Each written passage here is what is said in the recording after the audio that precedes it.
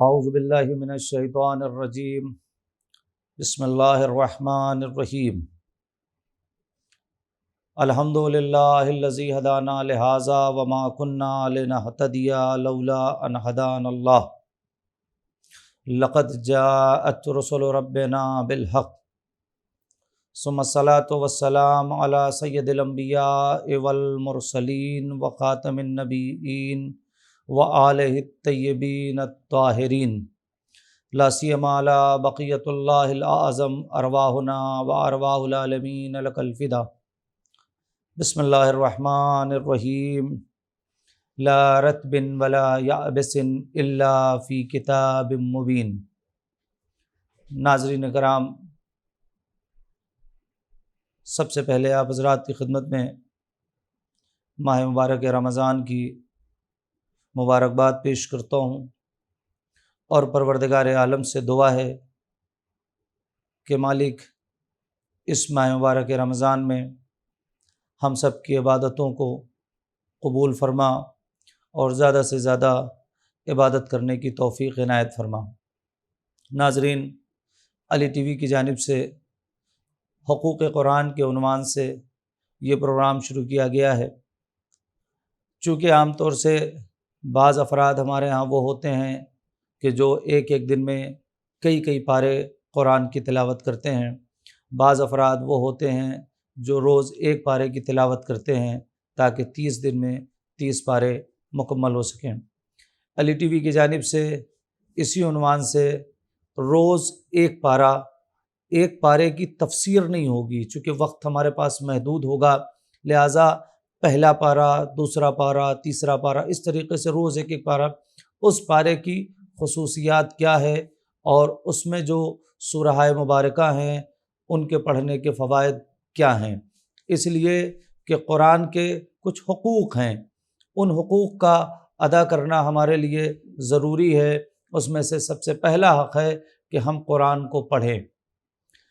جب قرآن پڑھ لیں تو پھر قرآن کا دوسرا حق یہ ہے کہ اسے سمجھیں کہ ہمارا مالک، ہمارا خدا، ہمارا اللہ ہم سے چاہتا کیا ہے، اس نے پیغام کیا دیا ہے۔ جب پڑھ بھی لیں اور اسے سمجھ بھی لیں تو اب تیسری منزل اور تیسرا حق قرآن کا ہے کہ ہم اسے سمجھیں، ہم اس پر عمل کریں۔ تیسرا حق یہ ہے کہ ہم اس پر عمل کریں، جو اب تک ہم پڑھ کے سمجھ چکے ہیں اب اس پر عمل کریں۔ جب یہ تیسری منزل بھی ہو جائے کہ ہم پڑھ بھی لیں، سمجھ بھی لیں اور اس پر عمل بھی کر لیں، تو چوتھی منزل آتی ہے کہ اب ہم اسے دوسروں تک بھی پہنچائیں کہ خدا کا یہ پیغام ہے اور خدا اپنے بندوں سے یہ چاہتا ہے۔ یہ ایک پیغام ہے خدا کی جانب سے جو قرآن کی صورت میں اس وقت ہمارے سامنے موجود ہے، اور آج سے ہم ایک پارے کی تلاوت کریں گے۔ قرآن مجید خود اپنی تعریف کر رہا ہے۔ آپ دیکھیں، قرآن کی کچھ آیتیں میں پڑھتا ہوں کہ قرآن خود اپنی تعریف کیا کر رہا ہے۔ میں نے ابتدا کی لا رتب ولا یابس الا فی کتاب مبین، سورہ مبارکہ انعام آیت نمبر 59۔ ہر خشک و تر کا بیان اس کتاب میں ہے۔ یہ قرآن کا دعویٰ ہے، کسی عام آدمی کا دعویٰ نہیں ہے۔ جس خدا نے اس کتاب کو قلب پیغمبر پر نازل کیا ہے، اسی خدا کا دعویٰ ہے کہ ہر خشک و تر کا بیان اس کتاب میں موجود ہے۔ اس کتاب کے اندر ساری چیزیں موجود ہے۔ پھر اس قرآن نے آگے بڑھ کر دوسری جگہ سورہ مبارکہ انعام کی ہی آیت نمبر 38 میں کہا کہ ما فرطنا فی الکتاب من شیء، اس کتاب میں ہم نے کوئی چیز چھوڑی نہیں ہے۔ آپ دیکھیں کس طریقے سے قرآن کے نزدیک پروردگار آپ کو کر رہا ہے کہ ما فرطنا فی الکتاب من شیء، سورہ انعام آیت نمبر 38۔ اس کتاب میں ہم نے کوئی چیز، کوئی شے چھوڑی نہیں ہے، سب کچھ ہم نے لا کے اس کتاب میں رکھ دیا ہے۔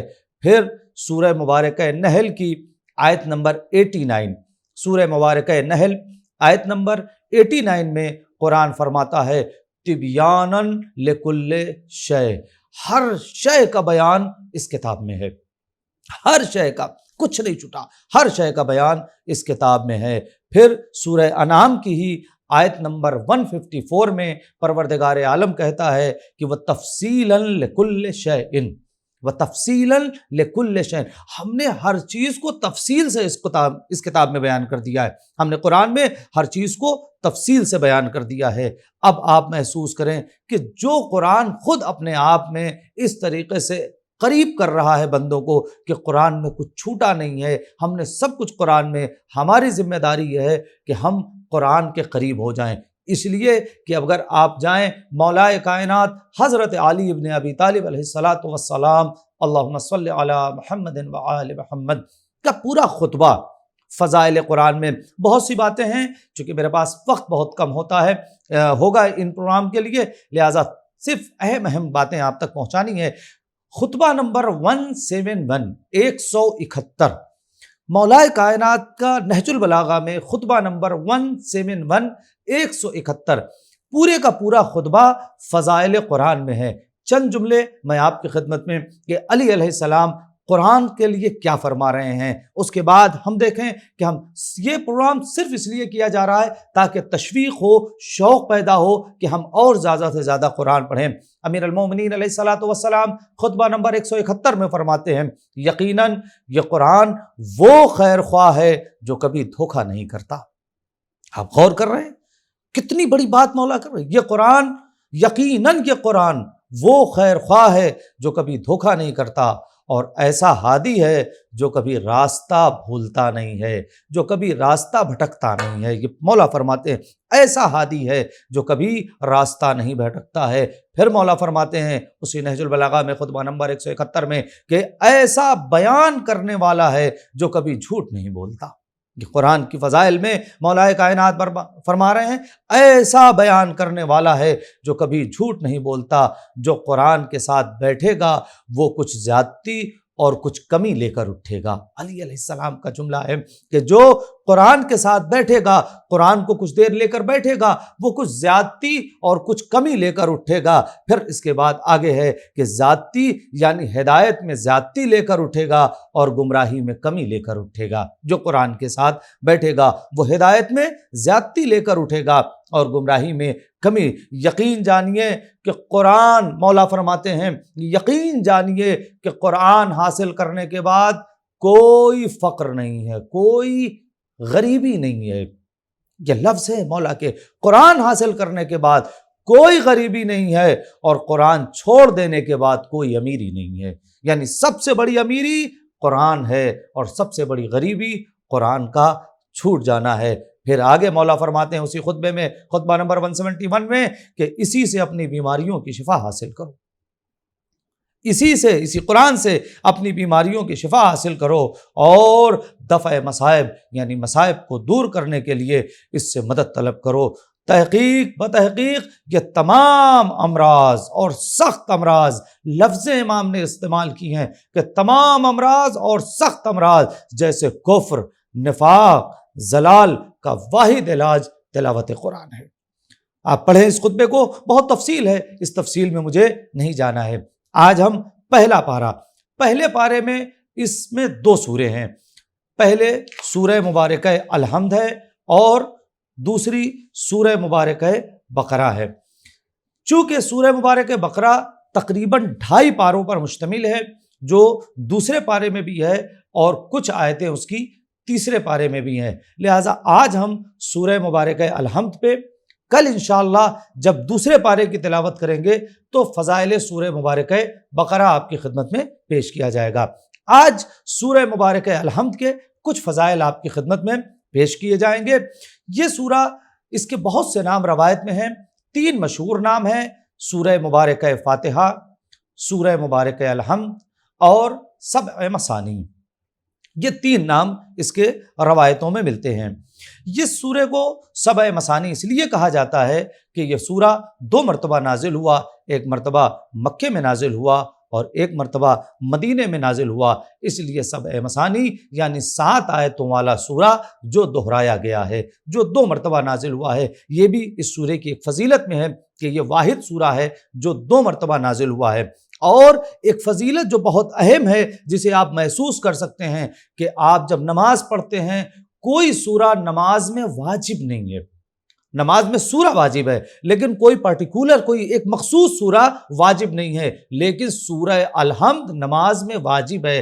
اگر کوئی سورہ الحمد نماز میں نہیں پڑھتا ہے تو اس کی نماز باطل ہو جائے گی۔ یہ اہمیت ہے سورہ مبارکہ الحمد کی۔ ایک دو روایتیں اس سلسلے میں آپ کی خدمت میں پیش کرتا ہوں کہ پیغمبر اکرم حضرت محمد مصطفیٰ صلی اللہ علیہ وآلہ وسلم اللہم صلی علی محمد وآل محمد فرماتے ہیں کہ جو شخص بھی سورہ مبارکہ الحمد کی تلاوت کرے گا اسے 2/3 قرآن پڑھنے کا ثواب ملے گا۔ بعض روایتوں میں یہ ہے کہ پورا قرآن پڑھنے کا ثواب ملے گا، بعض روایتوں میں ہے کہ 2/3 قرآن پڑھنے کا ثواب ملے گا۔ اس کے بعد پھر پیغمبر فرماتے ہیں کہ اور تمام مومنین و مومنات کی طرف سے صدقہ کرنے کا جو ثواب ملتا ہے وہ سورہ الحمد پڑھنے کا ثواب ہے۔ یعنی ایک انسان تمام مومنین و مومنات کی طرف سے جو صدقہ کرے تو اس صدقے کا جو ثواب ملے گا وہ صرف اور صرف سورہ الحمد پڑھنے کا ثواب ہے۔ پھر ایک دوسری روایت میں ابن ابی کعب سے یہ روایت ہے، وہ فرماتے ہیں کہ میں نے رسول اللہ کے سامنے سورہ مبارکہ الحمد کی تلاوت کی۔ عجیب روایت ہے، رسول اللہ کے سامنے سورہ مبارکہ الحمد کی تلاوت کی تو پیغمبر اکرم نے فرمایا کہ یہ وہ سورہ ہے کہ پروردگار عالم نے توریت، زبور، انجیل، قرآن ان چاروں کتاب میں کسی میں اس سورے کے جیسا کوئی سورہ نازل نہیں کیا، نہ اس جیسی آیتیں نازل کی ہیں، نہ اس کے مرتبے کا، یعنی اس کی کوئی مثال نہیں ہے۔ کتاب پروردگار جو نازل ہوئی ہے کسی کتاب میں اس سورے کی کوئی مثال نہیں ہے، یہ پیغمبر اکرم فرماتے ہیں۔ اس کے بعد جناب جابر کو جب پیغمبر اکرم نے یہ سورہ تعلیم دیا تو اس وقت فرمایا کہ جابر یہ سورہ موت کے علاوہ ہر بیماری کے لیے شفا ہے، یہ سورہ موت کے علاوہ ہر بیماری کے لیے شفا ہے۔ امام جعفر صادق علیہ الصلوۃ والسلام اللہم صلی علی محمد فرماتے ہیں، یہ بھی سن لیے کہ سورہ الحمد اگر کسی کو شفا نہیں دے سکا تو پھر دنیا کی کوئی چیز اسے شفا نہیں دے سکتی۔ امام فرماتے ہیں اگر کسی کو سورہ الحمد صحیح نہیں کر سکا، کوئی سورہ الحمد کی تلاوت کے بعد بھی شفا نہیں پا سکتا تو اس کا مطلب اسے دنیا کی کوئی چیز شفا نہیں۔ اس سورہ الحمد کا آغاز بسم اللہ الرحمن الرحیم سے ہوتا ہے۔ فضائل بہت ہیں، وقت ہمارے پاس محدود ہے، لہٰذا ایک ایک بات صرف آپ کی خدمت میں فضائل بسم اللہ الرحمن الرحیم کے لیے کہ پیغمبر فرماتے ہیں کہ اگر کسی کام کا آغاز بسم اللہ سے نہ کیا جائے تو وہ کبھی پورا نہیں ہوگا۔ کسی کام کا آغاز بسم اللہ سے نہ کیا جائے تو نہ وہ پورا ہوگا اور نہ ہی وہ کام پریشانی کو دور کرے گا۔ یعنی اگر ہم چاہتے ہیں کہ ہمارا کام پورا ہو جائے اور پریشانی دور ہو جائے تو ہمیں اپنے کام کا آغاز بسم اللہ الرحمن الرحیم سے کرنا چاہیے۔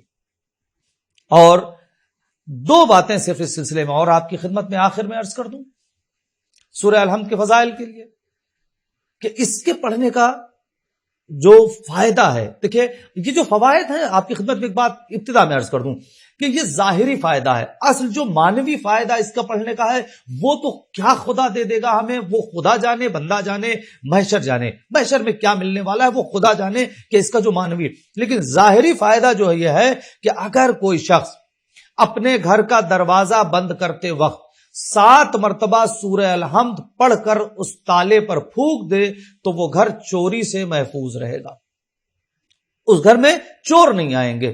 یہ روایت ہے کہ اگر کوئی شخص سورہ الحمد پڑھے، اپنا گھر جس وقت کہیں وہ سفر پہ جا رہا ہے، گھر میں لاک کر رہا ہے، تالا بند کر رہا ہے، 7 مرتبہ سورہ الحمد پڑھ کر اسے پھونک دے اس تالے کے اوپر، اس گھر میں کبھی چوری نہیں ہوگی، کوئی اس تالے اس گھر کی طرف نہیں دیکھے گا۔ پھر ایک بات اور روایت ہے کہ اگر کوئی رات میں سوتے وقت 7 مرتبہ سورہ الحمد کی تلاوت کر کے سو جائے تو اسے برے خواب نہیں آئیں گے۔ کبھی کبھی ہوتا ہے کہ بچے ہیں یا بزرگ ہیں، انہیں اس بات کی شکایت کرتے ہیں کہ خواب میں عجیب عجیب چیزیں دیکھنے میں آتی ہیں، عجیب عجیب چیزیں وہ خواب میں دیکھتے ہیں، اس قسم کی شکایتیں آتی ہیں۔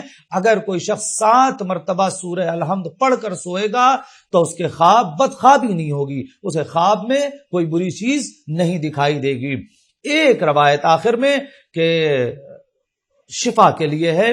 میں نے علماء سے سنا ہے اور تجربہ بھی کیا ہے اس کا، اور بہت ہی مجرب ہے کہ جب کوئی بیمار پڑ جائے تو داہنے ہاتھ سے اس کا داہنا بازو پکڑے، اپنے داہنے ہاتھ سے اس کا داہنا بازو پکڑیں اور بائیں ہاتھ میں ایک گلاس میں پانی لیں، اور گلاس میں پانی لے کر 7 مرتبہ سورہ الحمد پڑھیں، اور 7 مرتبہ سورہ الحمد پڑھنے کے بعد اس مریض کو وہ پانی پلا دیں۔ پروردگار عالم اس سورہ الحمد کی برکت سے اس مریض کو شفا عطا کرے گا۔ وآخر دعوانا ان الحمد للہ رب العالمین۔